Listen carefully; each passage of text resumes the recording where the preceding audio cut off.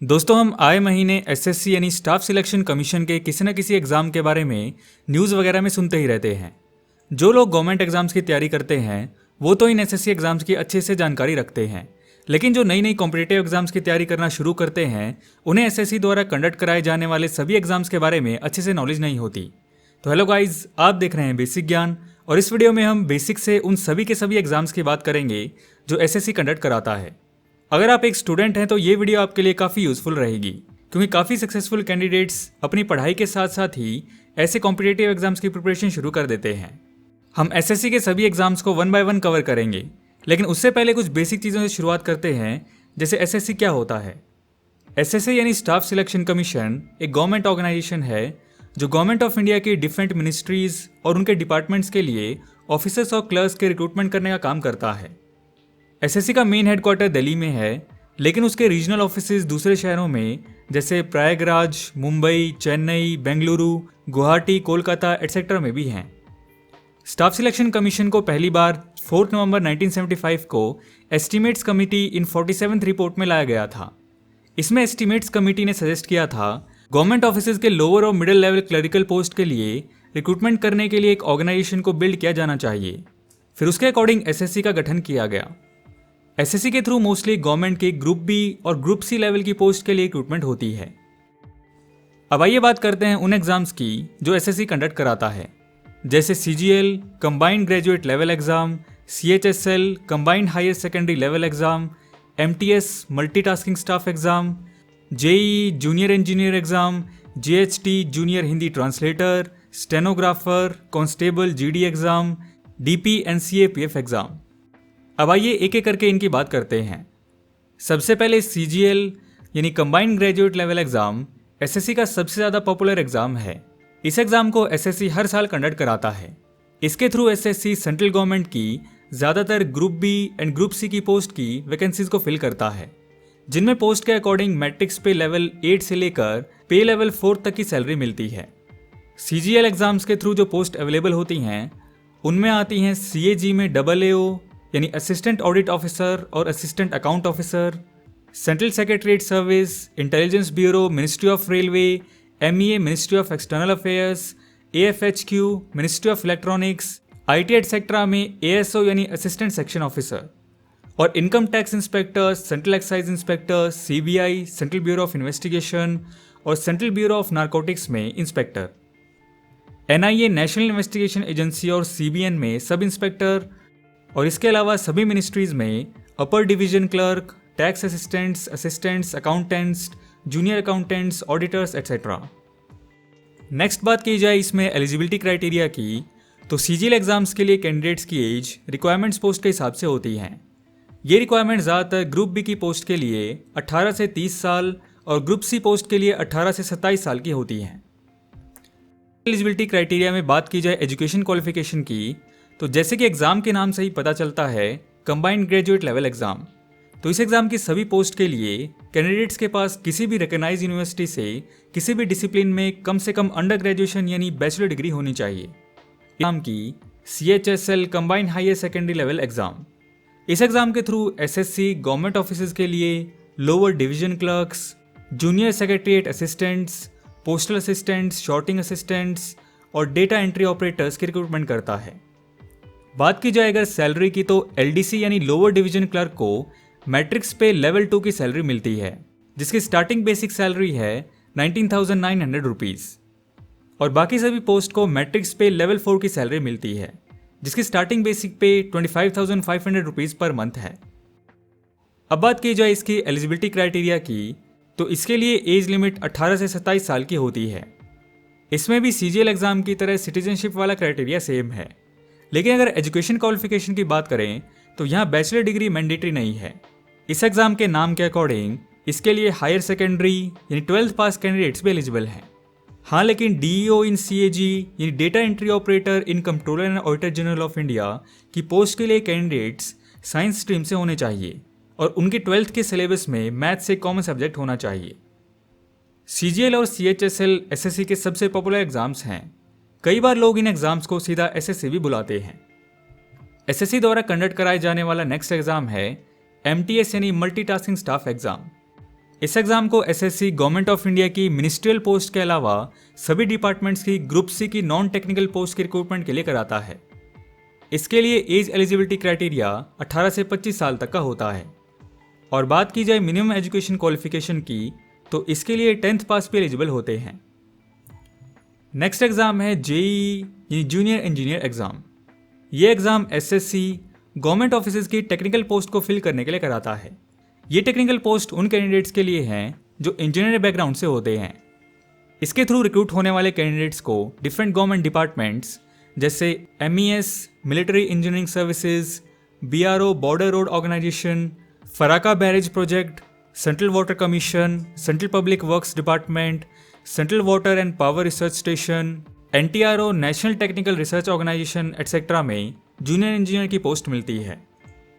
बात की जाए एलिजिबिलिटी क्राइटेरिया की, तो इस एग्ज़ाम की ज़्यादातर पोस्ट के लिए एज लिमिट 18 से 30 साल तक की होती है, लेकिन कुछ पोस्ट के लिए ये मैक्सिमम लिमिट 27 तो कुछ के लिए 32 ईयर्स तक की भी होती है। और अगर बात करें एजुकेशन क्वालिफिकेशन की, तो इसमें इंजीनियरिंग की सिर्फ 3 फील्ड्स के लिए पोस्ट होती हैं: सिविल इंजीनियरिंग, इलेक्ट्रिकल इंजीनियरिंग और मैकेनिकल इंजीनियरिंग। अलग अलग पोस्ट के हिसाब से इन फील्ड्स में डिग्री और डिप्लोमा की रिक्वायरमेंट होती है।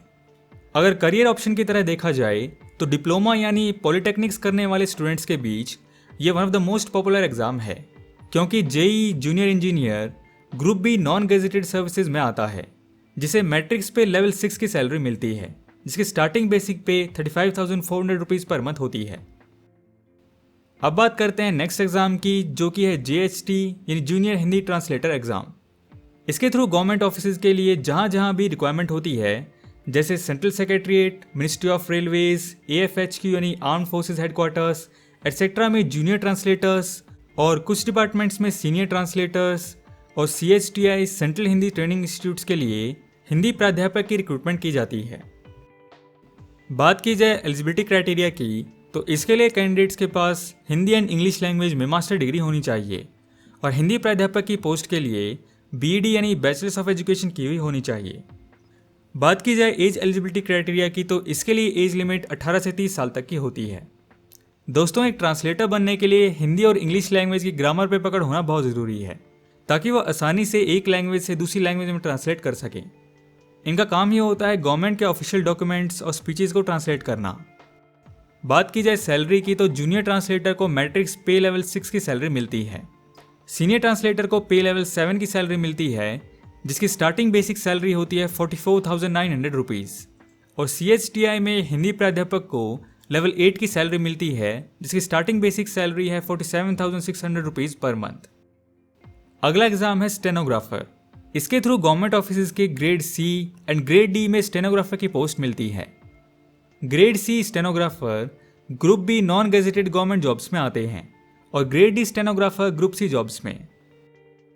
बात की जाए एलिजिबिलिटी क्राइटेरिया की, तो इसके लिए कैंडिडेट्स 10+2 के बाद अप्लाई कर सकते हैं और एज क्राइटेरिया में स्टेनोग्राफर की ग्रेड C की पोस्ट के लिए मैक्सिमम 30 साल और ग्रेड D की पोस्ट के लिए 27 साल तक की अपर एज लिमिट होती है, जबकि मिनिमम एज दोनों में ही 18 साल तक की होती है। दोस्तों, एक स्टेनोग्राफर वो होता है जो शॉर्ट हैंड का यूज़ करके स्पोकन वर्ड्स और स्पीचेस को कोड वर्ड्स में लिखता है। एक्चुअली स्टेनो एक मशीन होती है और ये लोग उसमें काफ़ी फास्ट टाइपिंग करते हैं। आपने कोर्ट वगैरह में देखा होगा कि जो कोर्ट में प्रोसीडिंग्स और डिबेट्स होती हैं, उन सबको फॉर द रिकॉर्ड सेव रखने के लिए वहाँ एक पर्सन मौजूद रहता है। वो सभी कन्वर्सेशंस को रिटर्न में सेव करता रहता है। बात की जाए सैलरी की, तो ग्रेड C स्टेनोग्राफर को मैट्रिक्स लेवल 6 और ग्रेड D स्टेनोग्राफर को लेवल 4 की सैलरी मिलती है। नेक्स्ट एग्जाम है कांस्टेबल GD एग्जामिनेशन। इस एग्जामिनेशन के through SSC different central arm forces और NIA, SSF एटसेट्रा के लिए कांस्टेबल रिक्रूट करता है। एलिजिबिलिटी क्राइटेरिया में इसके लिए एज लिमिट 18 से 23 साल तक के बीच होती है और एजुकेशन क्वालिफिकेशन 10th पास की ज़रूरत होती है। और चूंकि ये फोर्सेज के लिए है, इसलिए इसमें PST यानी फिजिकल स्टैंडर्ड टेस्ट भी होता है। मेल कैंडिडेट्स की हाइट मिनिमम 170 सेंटीमीटर होनी चाहिए और फीमेल कैंडिडेट्स की मिनिमम 157 सेंटीमीटर। इसी तरीके से चेस्ट और वेट की भी कुछ रिक्वायरमेंट्स होती हैं और अलग अलग कैटेगरीज के हिसाब से रिक्वायरमेंट्स में रिलैक्सेशन भी मिलती हैं। इसके साथ साथ इसमें PET यानी फिजिकल एफिशिएंसी टेस्ट भी होता है। मेल कैंडिडेट्स को 5 किलोमीटर की रेस 24 मिनट्स में कंप्लीट करना होता है और फीमेल कैंडिडेट्स को 1.6 किलोमीटर्स की रेस 8.5 मिनट्स में।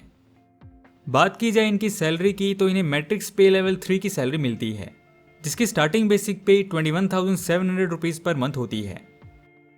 नेक्स्ट अब बात करते हैं इस लिस्ट में हमारे लास्ट एग्जाम की DPNCAPF। इस एग्जाम के थ्रू दिल्ली पुलिस में सब इंस्पेक्टर और different central armed police forces जैसे CISF, CRPF, BSF, ITBP, SSB etcetera में सब इंस्पेक्टर की पोस्ट की रिक्रूटमेंट की जाती है। बात की जाए एलिजिबिलिटी क्राइटेरिया की तो इसके लिए आपके पास किसी भी रिकॉग्नाइज्ड यूनिवर्सिटी से बैचलर्स डिग्री होनी चाहिए और इसके लिए आपकी एज 20 से 25 साल के बीच होनी चाहिए।